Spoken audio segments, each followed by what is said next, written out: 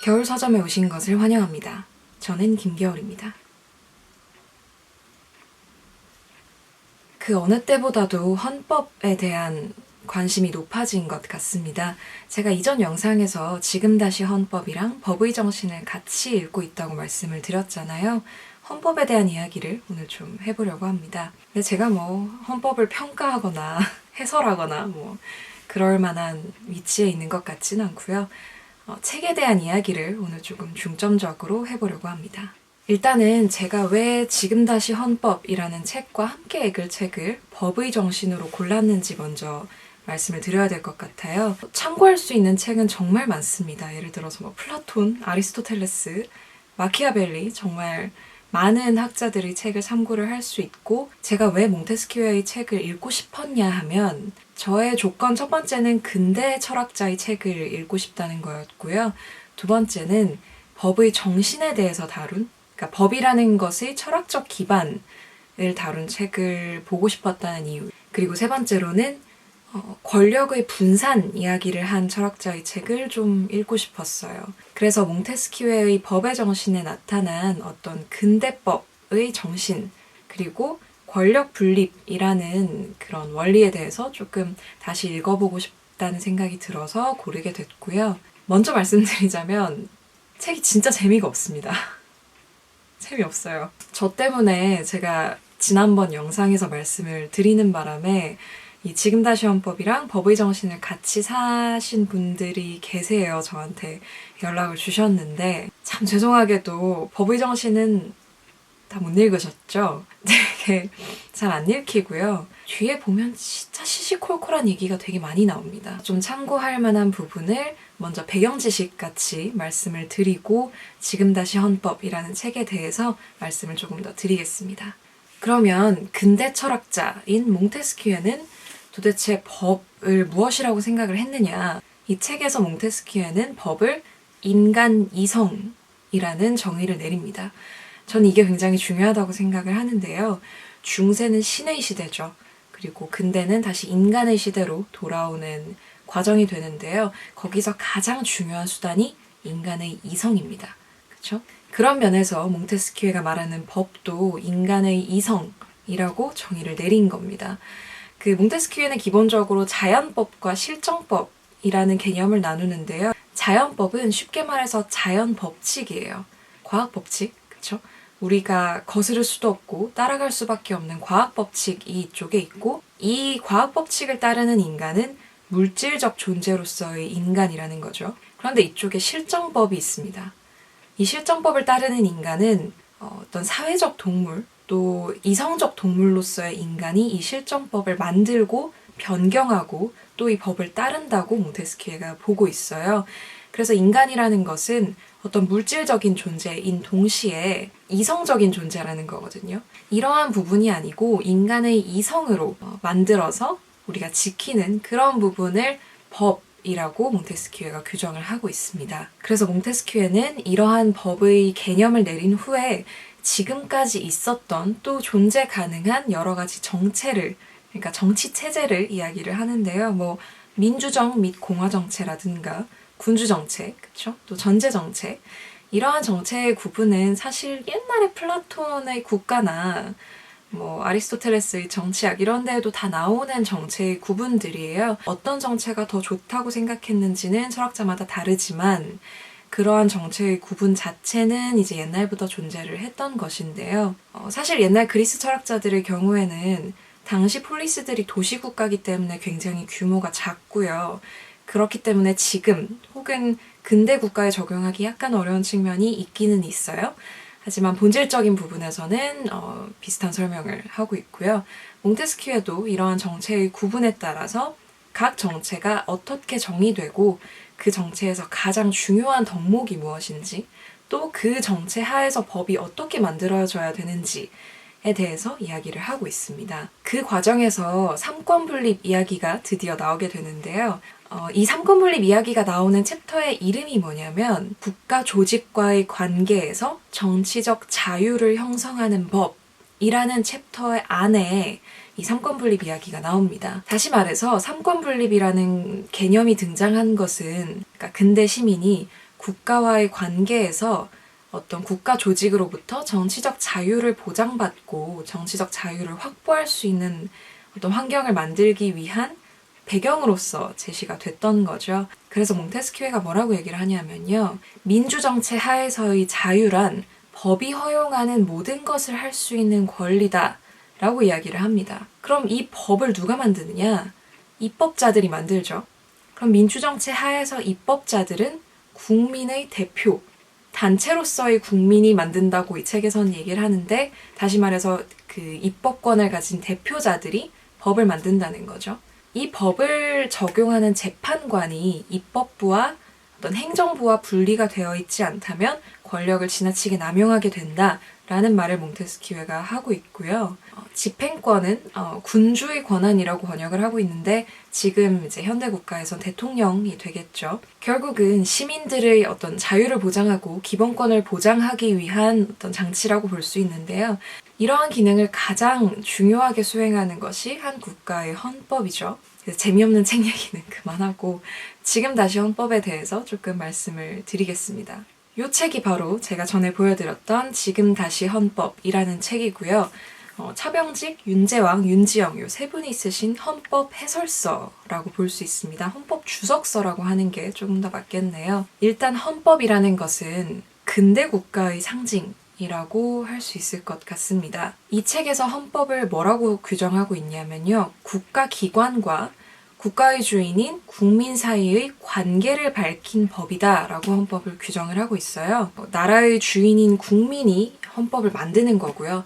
또 이 헌법을 통해 만들어진 국가기관은 국민과 일정한 관계를 맺고 규칙을 지켜야 된다는 어떤 정신이 헌법에 들어있는 거죠. 그러니까 사실상 어떤 군주제적인 생각을 아직 가지고 계신 분이나 굉장히 어떤 왕, 백성 이런 개념들에 익숙해져 있는 분은 사실상 근대로 넘어오지 못한 분들이라고 볼 수도 있어요. 어떤 면에서는. 그쵸? 이 책의 구성이 어떻게 돼 있냐면요. 각 조문이 이렇게 앞에 나와 있고 그 조문에 대한 해설 및 주석을 다는 형태로 헌법의 모든 조항을 다 다루고 있습니다. 그래서 각 헌법에 대해서 조금 더 친절한 일반인이 알아들을 수 있는 주석들을 달아주고 있고, 또 만약에 이것이 개정된다면 어떠한 방향으로 개정이 되어야 하는가라는 것까지 밝히고 있고요. 사실 읽다 보면 이게 세 분이서 쓰신 거잖아요. 어떤 부분에서는 이거를 쓴 분이 요 부분도 쓰셨구나 라는 게 약간 보이는 부분도 있어요. 아무래도 글투라는 게 있다 보니까 편집자분이 뭐 유문을 다 하셨겠지만 약간 티가 나는 구조 같은 게 티가 나는 부분들이 있어서 약간 좀 재밌는 저한테는 포인트 중에 하나였고요. 어쨌든 우리가 쉽게 이해하기가 어렵잖아요. 법조문이라는 것이. 그래서 그런 법조문에 쓰인 개념들을 조금 더 구체적으로 풀어주고 이해하기 쉽게 만들어주는데, 예를 들면 양심의 자유 같은 우리가 흔히 쓰는 말이 있죠. 양심의 자유. 헌법에서 말하는 양심의 자유는 윤리적인 개념에서의 양심의 자유예요. 그러니까 본인이 생각하는 옳고 그름이 분명하게 있고 그 판단에 대해서 자기가 적극적으로 실천하고 또 그것을 실천하려는 의지가 있는 상태를 포기해서 할 수 없다라는 것이 이 윤리적인 의미에서의 양심의 자유라는 것이죠.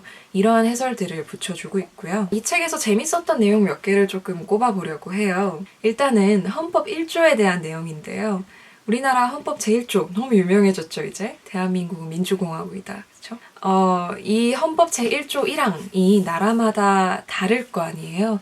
근데 제가 좀 인상 깊었던 건데, 그러니까 우리나라 헌법의 시작은 1조 1항은 국가의 정체를 먼저 밝히고 1조 2항에서 국민 주권주의를 밝히고 있죠. 주권이 국민에게 있다라는 걸 밝히면서 시작을 하는데, 네덜란드의 경우에는 모든 국민이 평등한 환경에서 평등한 대우를 받아야 된다라는 조항으로 시작을 한다고 하고요. 독일의 경우에는 인간의 존엄성에 대한 언급을 제일 먼저 합니다.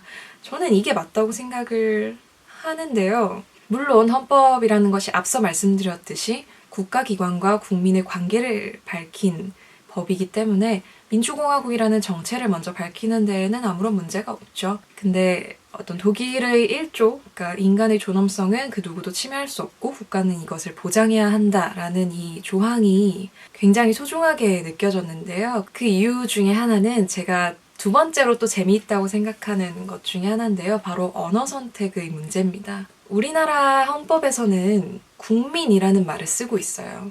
근데 이 책에서도 지적하는 건데 원래 초기의 헌법에서는 인민이라는 말을 쓰고 싶었다는 거죠. 왜냐하면 국민이라는 건 국가가 먼저 있고 그 다음에 생겨나는 게 국민이 있는데 인민, 그러니까 사람 인자에 백성민자죠.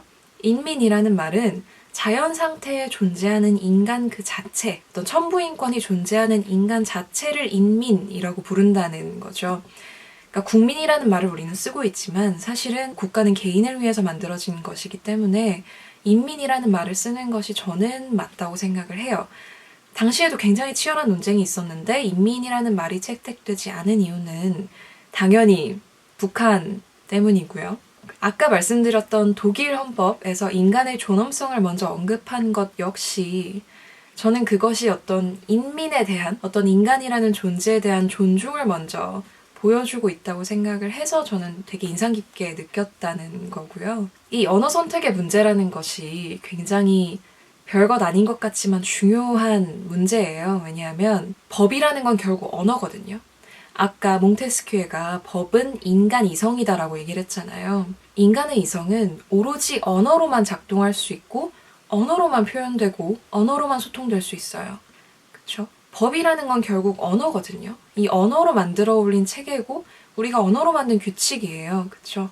이 언어 토시 하나, 작구 하나를 무엇으로 쓰느냐에 따라서 중요도가 달라지기도 하고 그 내용의 해석이 달라지기도 한다는 거죠. 또 하나 이 책에서도 지적하고 있고 저도 공감하는 것 중에 하나가 뭐냐면 우리나라 헌법에서는 근로자라는 말을 써요. 성실하게 노동하는 노동자라는 뜻이겠죠? 근로자. 근데 사실 노동자로 쓰는 것이 맞을 것 같아요.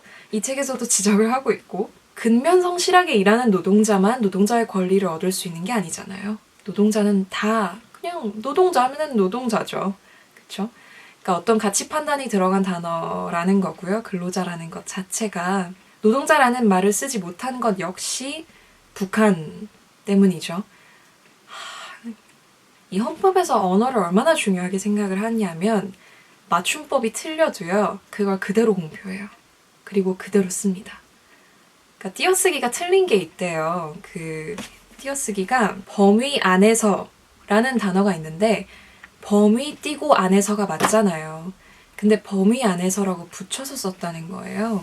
당연히 맞춤법이 틀린 거죠. 띄어쓰기가 틀린 건데 이거 그대로 씁니다. 113조, 114조, 117조, 그리고 108조에서 범위 안에서를 다 붙여서 쓰고 있는데요. 여기서 이렇게 얘기하고 있습니다. 헌법의 문장은 공포와 동시에 그 자체의 고유성을 지닌다.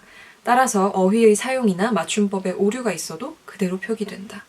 그러니까 일종의 근대의 바이블 같은 건 거예요. 이 근대 문명이 인간의 이성 그리고 언어로 쌓아올린 탑인 이상 이 언어의 문제는 굉장히 중요하고 또 굉장히 세심하게 다뤄줘야 되는 부분이라는 생각이 들었습니다. 그리고 또 재밌었던 부분이 제가 아까 권력의 분산 그리고 견제에 대한 내용을 알고 싶어서 몽테스큐를 다시 읽었다고 말씀을 드렸는데 이 책을 보면 헌법의 많은 부분에서 이 삼권의 균형을 맞추려고 하는 노력이 많이 보여요. 예를 들어서 중앙선관위를 구성할 때라든가 이번에 화제가 됐던 헌법재판소 구성을 할 때도 대법원장, 대통령 그리고 국회가 나눠서 임명을 한다든가 하는 식으로 서로 어떤 견제 장치를 많이 두고 있다는 게 좀 인상적이었고 그리고 덧붙여서 조금 재밌다고 생각을 했던 것이 사법부는 국민이 직접 뽑지 않잖아요.